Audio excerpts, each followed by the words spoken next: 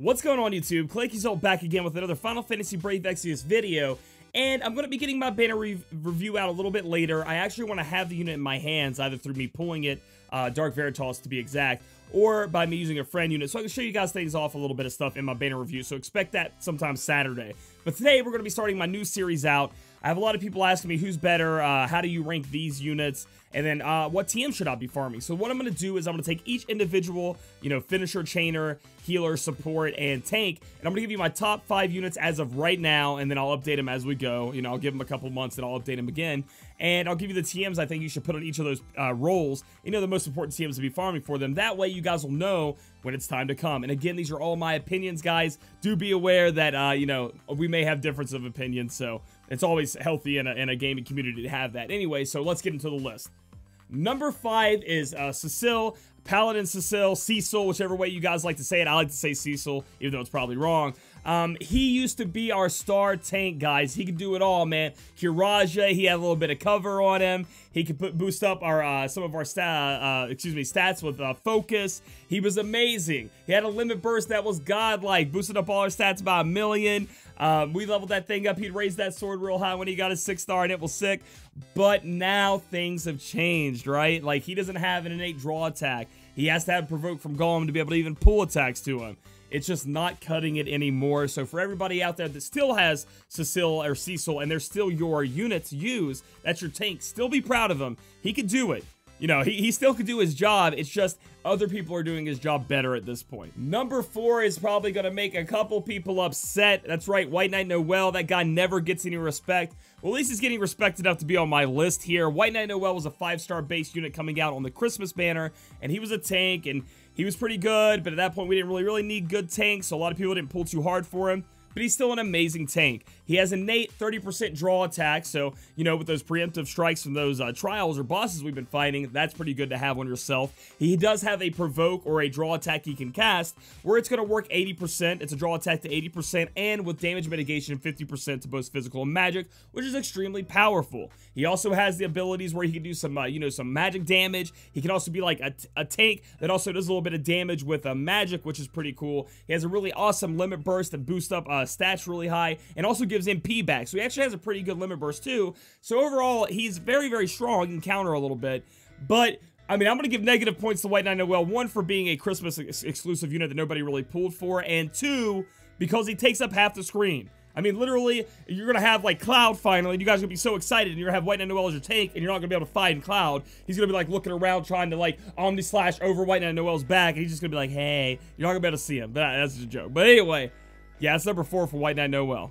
Number 3 on my list is Warrior of Light. That's right, not number 2, not number 1. He is number 3 on my list, but hear me out. Let's talk about why Warrior of Light's good first off. Warrior of Light got a 6-star and revolutionized what a lot of people could do in the game due to the fact that he was a 4-star base that came on a lot of banners and a lot of people had him. So once you upgraded him to that 6-star, he's actually really, really strong. His best move is Light is with us. It is a 50% chance to AoE cover physical damage on your entire team with 50% damage mitigation. That is extremely powerful. Now, it's really cool. That is like his best move. There's nothing really bad to say about that. Another thing he has is he's a breaker, right? He's going to fill that role of breaking for you. He does have full break, but that's only 30%. But at a 6-star, he got 2 45% breaks to where you have to cast it twice, 2 different ones to make sure he was full broken at 45%. But you kind of can pick and choose there and get what you want. He has a 100% draw attack, but it only lasts 1 turn with no damage mitigation thrown on it. And his limit burst leaves you kind of wanting. It can be leveled up to where it boosts your defense up by quite a bit, your AoE defense. He does do an attack with it. But it's kind of lackluster. We're looking for damage mitigation like a lot of our other tanks at the top 2 here have. So there you go.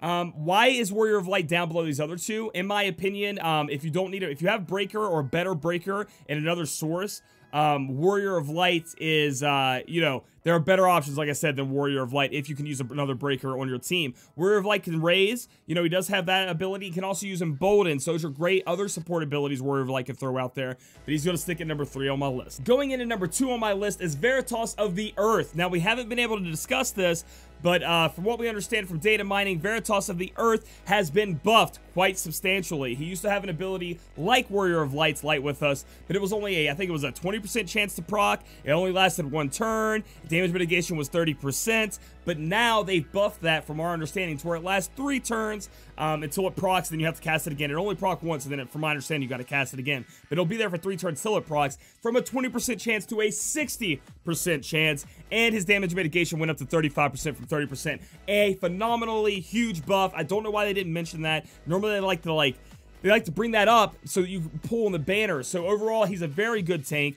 What else does he bring to the table? Well, one, he has that whole Veritas thing where he is like resist to his element. It absorbs the earth damage, so he doesn't take any damage at all from earth. He also has it where if he gets to a certain threshold, his spirit and deep health HP threshold, if he goes down far enough, his spirit and defense is going to go up by 100% buff on himself, okay? Very, very powerful for a tank taking a lot of hits. He also has a draw attack, and when he does this draw attack, he punches the opponent, and it makes them mad to come attack him. It lasts 2 turns, and it is really, really powerful. He has an ability where he gives everybody on his team except for himself, who doesn't need it, 100% earth resist, which is going to be very important in trials. I mean, that's 100%. So unless they're imperiling your team, you're just not taking earth damage on your entire team, which is fantastic. He has an ability that has 100% status break resist. So anytime the boss will be putting down your attack, magic, defense, spirit, if you have that up, that's not happening. That's pretty awesome too. He also has a great limit burst in I think it's called Demon Wall, where he's going to do mad damage, AoE damage, and he's going to put damage mitigation up if you level it all the way up to 54% for 1 turn damage mitigation. That's extremely powerful. And last but not least, with this guy's kit, he does have 20% damage mitigation he can throw on the entire team. So remember when we were using Sakura and she would just defend and cast the 20% damage mitigation? This guy can do it now. He doesn't have to be defending. He can be out there rocking it and, you know, being really powerful. So that's why Veritas of the Earth is number 2 on my list. Number 1 on my list, and this is probably 100% like, what is it, Homer? That's the way it's called in sports. Like, I love Wilhelm. That mustache is amazing. His stats are amazing. The way he looks is amazing, and I just can't get enough of Wilhelm. Wilhelm brings to you guys an amazing assortment of abilities. I mean, one, he can boost up your attack and magic by 50% and your limit burst fill rate by 50%. And yes, Riku with Eccentric, Riku's pouch, you know, overrides that. But if you don't have that, that's there for you. He also can boost up your defense and spirit. He has a, I think it's 50% draw attack, I do believe. His draw attack, his just passive draw attack is extremely up there and is very crucial in fights where you need that to be coming to him when you can't be casting his actual provoke, which is called Impregnable, which is 100% provoke with, you know, damage mitigation and lasts 3 turns. It's amazing, guys. What else is our boy Wilhelm? What else can he do for us? Wilhelm also has a great limit burst that boosts up his own defense by a high amount, and then if leveled out, just like Dark Veritas, has, you know, the damage mitigation of 54% on the entire team.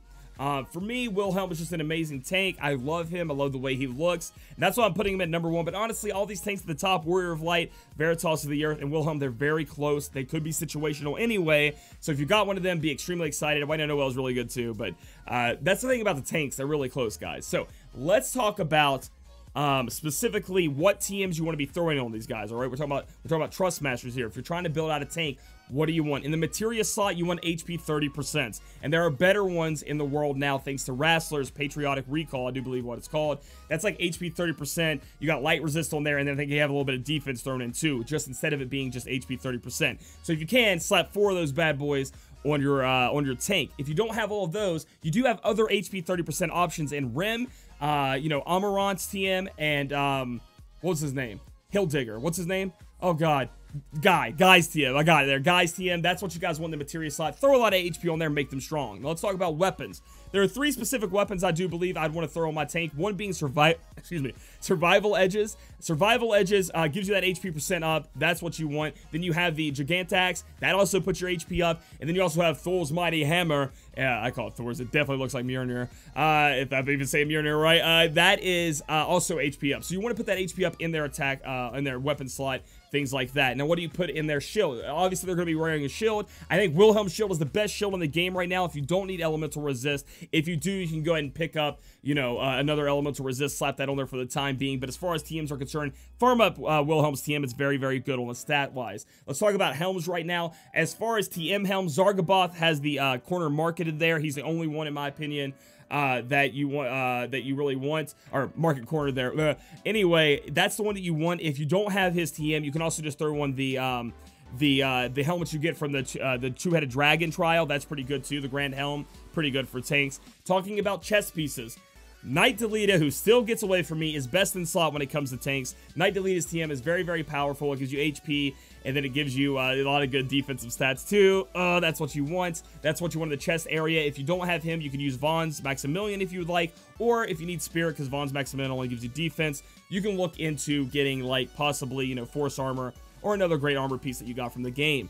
Talking about accessory slots. Now, sometimes you may need to counter a lot, so you can throw Black Belt on there. You know, Black Belt gives you countering. But as far as, like, what is best in slot as TMs, L's TM is extremely powerful. It gives you 20% HP. It gives you some defense. It gives you some spirit, okay? That's what you guys want on your tanks, all right? You want some HP. You want some stats. You want to boost them stats up. So overall, again, those are the TMs I think you guys should be farming when you decide it's time to build your tank up. What am I looking to farm up? Those are your options. I gave you a little couple options besides them to be farming for too, and everything like that. So guys, I hope you guys enjoyed this video. If you did, give it a thumbs up. Comment down below which one you want to see next. Chainers, finishers, supports, healers, anything like that. And then subscribe for future content. I'll catch you guys in the next video.